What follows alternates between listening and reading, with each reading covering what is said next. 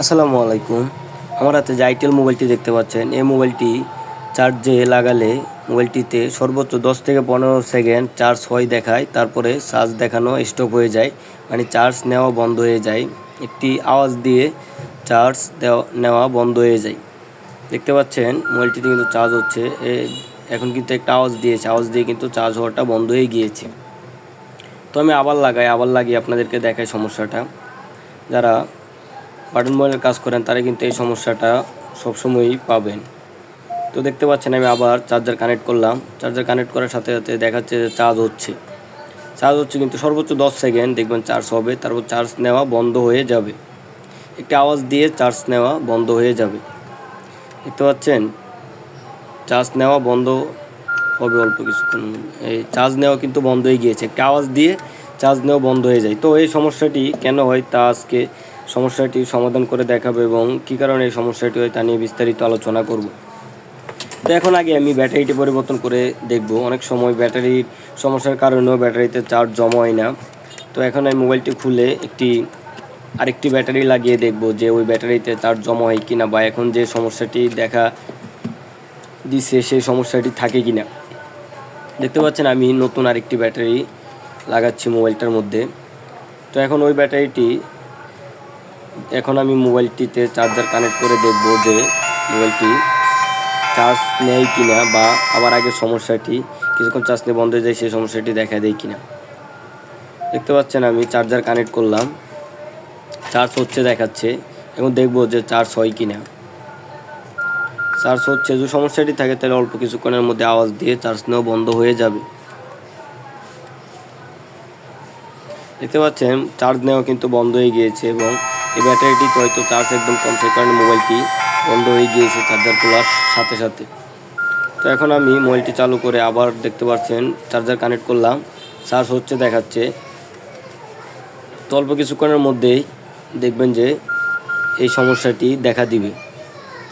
তো আপনারা দেখতে পাচ্ছেন সমস্যাটি কিন্তু দেখা দিয়েছে, চার্জারও লাগানো আছে, তার মানে নতুন ব্যাটারি লাগিয়েও সমস্যাটির সমাধান হলো না।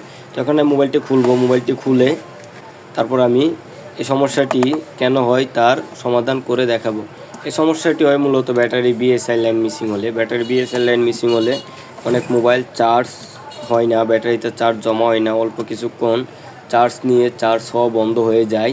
এই মোবাইলটিতে ভোল্টেজ কিন্তু 4.2 ভোল্টেজই রয়েছে, আমি মেপে দেখেছি। তো এখন আমি মোবাইলটি খুলে দেখব যে বিএসআই লাইন আর গ্রাউন্ড লাইনের মধ্যে একটি শর্ট করে দিয়ে সমস্যাটি সমাধান হয় কি না। সেই শর্ট করে দিলে যদি সমস্যাটির সমাধান না হয় তাহলে 10K একটি রেজিস্টর লাগিয়ে দিব।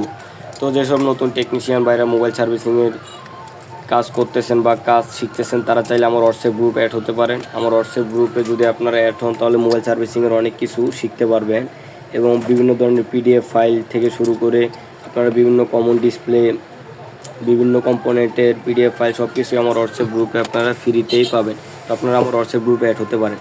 দেখতে পাচ্ছেন আমি দেখাচ্ছি বিএসএল লাইন হচ্ছে মাঝখানেরটা এবং ডাউন হচ্ছে বাম পাশেরটা। তো এই দুইটা লাইন এখন আমি একটি জাম্পার ওয়ে দিয়ে জাম্পার করে দিব। তার আগে দুইটি লাইনে একটু সোল্ডার করে নেবেন। দুইটা লাইনে সোল্ডারিং লিকুইডটা দিয়ে একটু সোল্ডার করে নেবেন। দেখতে পাচ্ছেন আমি দুইটা বিএসএল লাইন এবং গ্রাউন্ড লাইনে রাউন্ড ধরিয়ে নিতেছি। রাউন্ড ধরিয়ে নিয়ে তারপর একটি জাম্পার দিয়ে আমি একটি জাম্পার করে দেখব সমস্যাটির সমাধান হয় কি না। যদি সমস্যাটির সমাধান না হয় তাহলে আমি বিএসআই লাইন এবং গ্রাউন্ড লাইনে 10K একটি রেজিস্টর লাগিয়ে দিব। আমি আবারও বলতেছি, বিএসআই লাইন এবং গ্রাউন্ড লাইনে 10K একটি রেজিস্টর লাগিয়ে দিব, তাহলে এই সমস্যাটির 100% সমাধান হয়ে যাবে।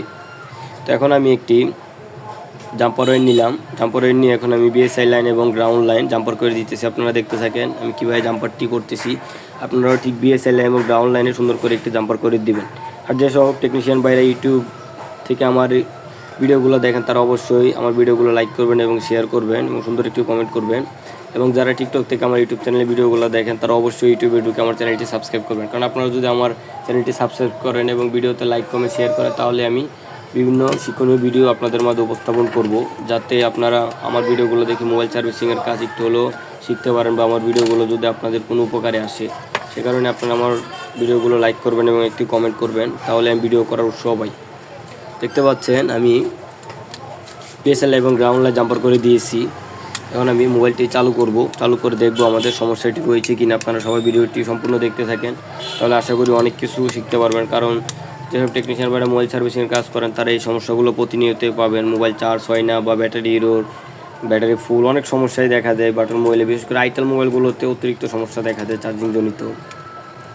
তো দেখতে পাচ্ছেন এখন আমি এই মোবাইলের যে ব্যাটারিটা ছিল সেটা দিয়ে মোবাইলটি চালু করলাম। তো এখন আমি দেখব যে সমস্যাটি সমাধান হয়েছে কিনা। এখন আমি চার্জার কানেক্ট করব, চার্জার কানেক্ট করে দেখব যে চার্জ হয় কিনা। আপনারা দেখতে পাচ্ছেন আমি চার্জার কানেক্ট করলাম এবং চার্জ হচ্ছে দেখাচ্ছে। এখন আমি 1 মিনিটের মতো দেখব যে চার্জ হয় কিনা। আর যদি সমস্যাটি দেখা দেয় তাহলে 10 সেকেন্ডের মধ্যে সমস্যাটি দেখা দিবে। দেখতে পাচ্ছেন মোবাইল কিন্তু চার্জ হচ্ছে, মোবাইল চার্জ হচ্ছে, তার মানে আমার মনে হচ্ছে আমাদের সমস্যাটি সমাধান হয়ে গিয়েছে। আপনারা ভিডিওটি দেখতে থাকেন, প্রায় 1 মিনিট হয়ে গিয়েছে। আমি ভিডিওটি টেনে দিয়েছি তাই তাড়াতাড়ি 1 মিনিট হয়ে গিয়েছে। দেখতে পাচ্ছেন 1 মিনিটের মতো হয়ে গিয়েছে, মোবাইলটি কিন্তু এখনও চার্জ হচ্ছে, তার মানে আমাদের সমস্যাটি সমাধান হয়ে গিয়েছে। ধন্যবাদ।